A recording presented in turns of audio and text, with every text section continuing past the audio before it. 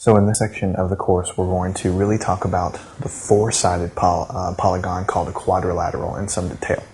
So let's go ahead and do that. I'm going to kind of draw a big diagram on the board. I think it's going to make things a little bit clear. We already said that a four-sided figure is called, what did we say it was called? We said it was called a quadrilateral. So we'll write that down here, quadrilateral. Okay, so quadrilateral, and all that means is it has four sides. Okay, that's all it means, quadrilateral. Okay. Now, over here, we have one family of quadrilaterals we want to talk about called parallelograms. And parallelograms are kind of cool. They kind of look like exactly how they sound. They're shaped with parallel lines, parallelograms. Okay, so I'll write that down here. Parallelogram. Parallelograms. Okay, all it means is two pairs of parallel lines. So here's a parallel line. This is parallel to this. This is parallel to this. Okay, that's a parallelogram. Now, of the parallelogram family, you have a couple of different choices here. One of them is a very familiar rectangle, which you already know, right? That looks like a rectangle. I'll just put that down, rectangle. And the definition of a rectangle is four congruent angles. Now, this may not be the definition that you learned when you were in second grade, but really in geometry it just means that the four angles inside here are congruent. They're equal to one another. The lengths of the sides have nothing to do with it, which you already know. A rectangle can be very big or very short or whatever, but it just has to have the four angles be congruent, which also means that they have to be 90 degrees, by the way, four 90-degree angles. Okay? And let me go down here and say, well, there's a special kind of rectangle I think you all know about called square. Okay, so this is a square. And the definition of a square is four congruent angles and four congruent sides. Okay, so four equal sides and four congruent interior angles that go 90 degrees. So that's a square. Now backing up the truck here up to parallelograms. Splitting off here, you have another family called a rhombus. Okay, so here you have these guys here. This is a rhombus, and so you have four congruent sides. Okay. Now I want to talk a little bit about this side of the family here, just to make sure you understand how I'm drawing it.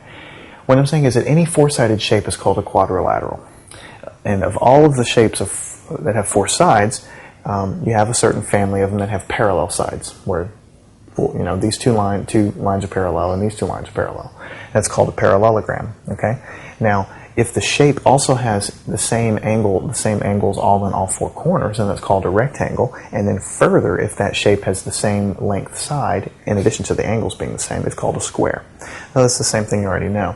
And then backing up the truck here, if you have a parallelogram with parallel sides and also congruent sides, congruent sides meaning that the lengths of these sides are all the same, but the angles aren't the same, because that would be a rectangle or a square, then this is called, I even forgot to tell you what it was called, it's a rhombus. Okay? So, you can just kind of think about it. You know what a rectangle looks like, you know what a square looks like. A rhombus is kind of a tilted square, really, because the lengths of the sides are the same. And these lines are parallel. That makes a parallelogram. Now, backing up the truck even further to the quadrilateral, let's go off and look at this side over here. Okay.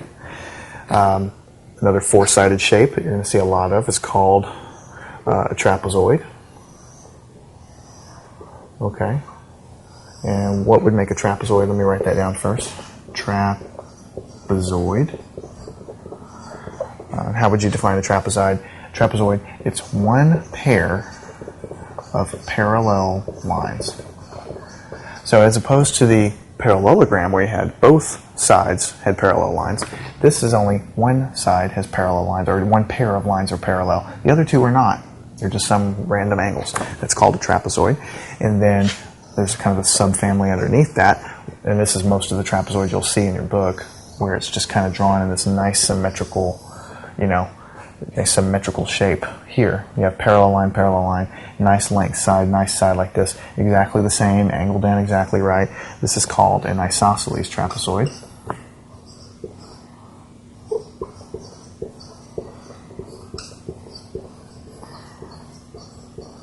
Okay, isosceles trapezoid, and it just means that the legs are congruent. So backing up the truck, looking at this side, four-sided shape called a quadrilateral can yield a trapezoid if only two of the lines are parallel. The other two do not have to be parallel. And then of the trapezoid family, if all of the legs are exactly equal to one another, so you're going to get rid of this junk here and you make it look beautifully symmetric and with the same length legs and everything else, then you have what's called an isosceles trapezoid. So this is kind of a roadmap of a quadrilateral family, and we're going to use that to look at a few properties and theorems that you'll see in your book. They'll be kind of rapid fire, but the good thing about a video is you can watch them over and over again until you remember them.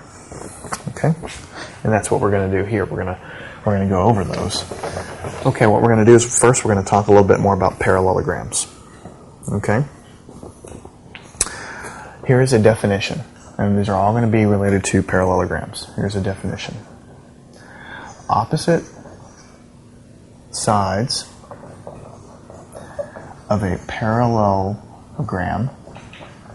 By the way, I'm using this term to mean parallelogram, parallel lines of gram, okay, are parallel. Now, some of these are going to just be obvious from what we talked about before, but let's go ahead and go over them. If you have a parallelogram, in pictures, what I'm trying to say here is opposite sides of a parallelogram are parallel. So that would mean this is parallel with this. That's what these little triangles mean. And this one here is parallel with this one here. That's all that means. Opposite sides of a parallelogram are parallel. That's what the definition of a parallelogram is. This is parallel with this is parallel with that. That's it. These are going to be kind of rapid fire, but these are going to be things that you need to remember to do your homework. Okay? Opposite sides of a parallelogram are congruent. Okay, let's look at what that one means. Again, if you have a parallelogram, here's your parallelogram. All it's trying to say is that this side's congruent to this side. That's what the line means. That this side is the same length as this one, and this side is congruent with this one. And I think you can kind of see that even from just looking at the picture. This side is going to have to be the same length as this, and this side is going to have to be the same length as this. And that's what this line means, and that's what these double lines mean. Okay? Okay. Consecutive angles in a parallelogram are supplementary.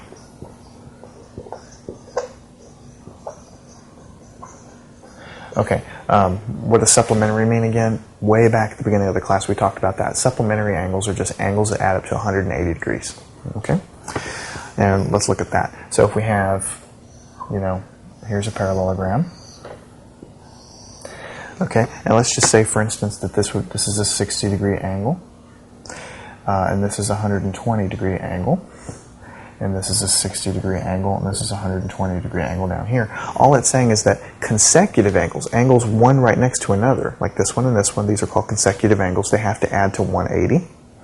These have to add to 180 because they're consecutive. These have to add to 180 because they're consecutive, and these have to add to 180 because they're consecutive. Okay, that's what the supplementary means. Okay, that they have to add to 180, and I'll just put that here. Add to 180 degrees. Okay, so that's just something you're going to have to remember. And let me write another one down here. Diagonals of a parallelogram bisect each other.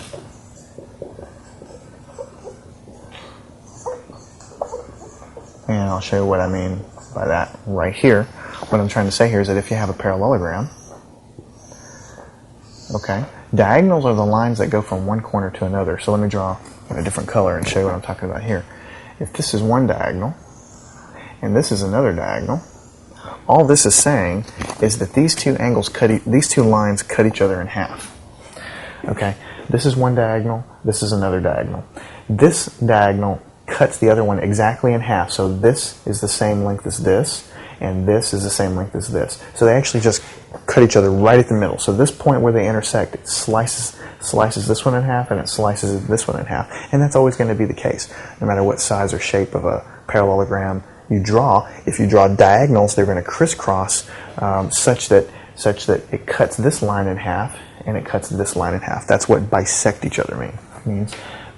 That's what the word bisection means, to cut in half. Okay? So let's do a little bit of practice. Let's use our properties here, and let's go ahead and apply it to some problems. So let's say you had a parallelogram. Okay? Here's the parallelogram right here. Okay? And this corner is A, this corner is B, this corner is C, this corner is D. Okay? And all I'm given in the problem is that this length is 9, this length is 12, and this angle is 30 degrees. That's all I'm given. I'm not given the length of this side or anything else, and I'm going to find a few things. So let's see, what do we want to find first? What is the length of BC? BC here. Okay, what would that length be? And what property would we use?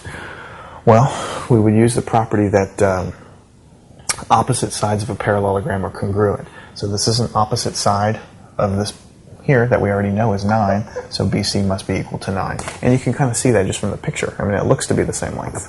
Okay?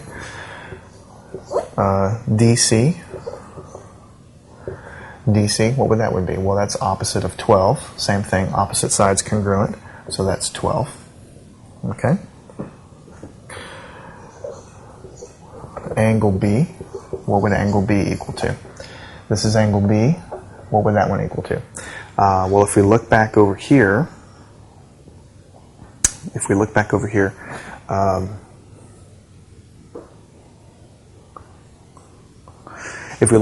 consecutive angles in a parallelogram are supplementary. They add up to 180 degrees. But you can also see from this picture that opposite angles are the same. And I think you can also see that just from drawing any of these things, is that this angle is kind of an acute angle, and this angle is an acute angle, and this angle is an obtuse angle, and this angle is an obtuse angle. In any parallelogram you draw, the opposite angles are going to be the same. So we can apply that here, and we could say the opposite angle to 30 degrees is just going to be 30 degrees. So B is going to be equal to 30 degrees.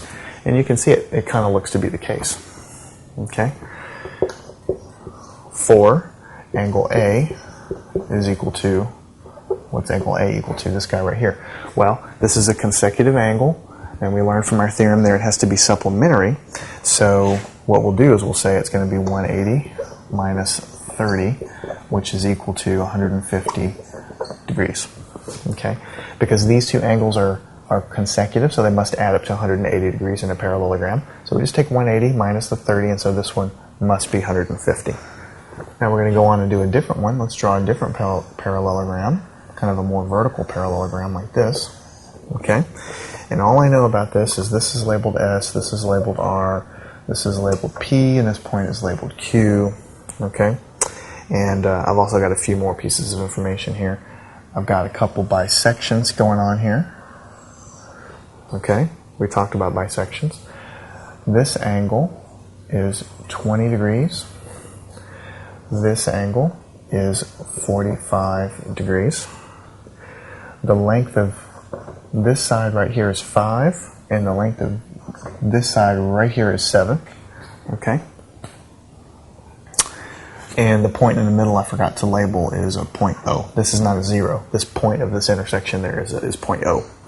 So what do we want to find? Let's say we want to find a few things about this just to practice. SQ. What is the length of SQ? SQ is this right here. Okay. Now we know that this is a parallelogram, and we know that these two diagonals bisect each other. We already said they cut them in half. So if this length is 7, then this length must also be 7, because this is a bisector and it cuts it in half. So if this is 7, this must be 7.